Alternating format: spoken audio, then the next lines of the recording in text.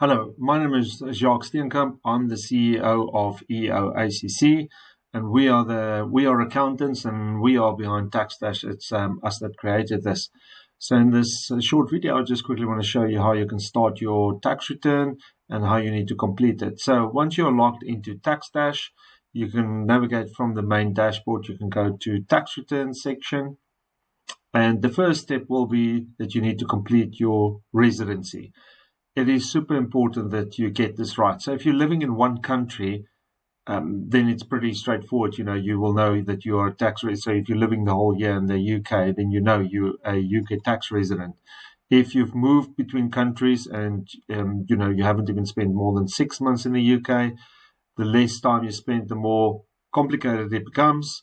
Then there is a residency test here to try and give you an idea. But if there's any doubt, if you've moved around quite a bit, and again, it's not about your passport or where your bank account is, it's actually about where you are physically majority of the time. And then if you spend quite a bit of time between different countries, then it goes down to how many ties you've got to the UK, etc. So you need to make sure that you get that right. Like I said, there is a test as well to help you, but if any doubt, make sure you make contact with one of our accountants through the service schedule and book a call and make sure you get that right. It's also going to ask you some other questions about whether you were born in the UK, if you lived in the UK, etc. Very important when it's you say you're not a tax resident in the UK.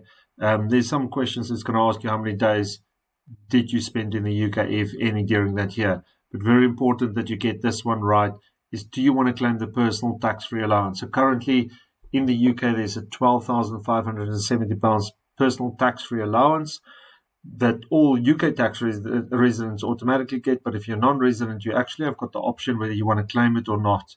And it really depends on your personal circumstances here. If you say, yes, I want to claim it, then you need to go and read through these options clearly, and you need to be able to select those options on which basis you claim it, because it depends on which country you are in and which passport you hold, etc. But it's all explained there. So just very, very important that you get that right. Let me just go out of there. Once you've completed all of that, let's see, I think I'm just going to say I'm a tax resident, and then I'm going to continue.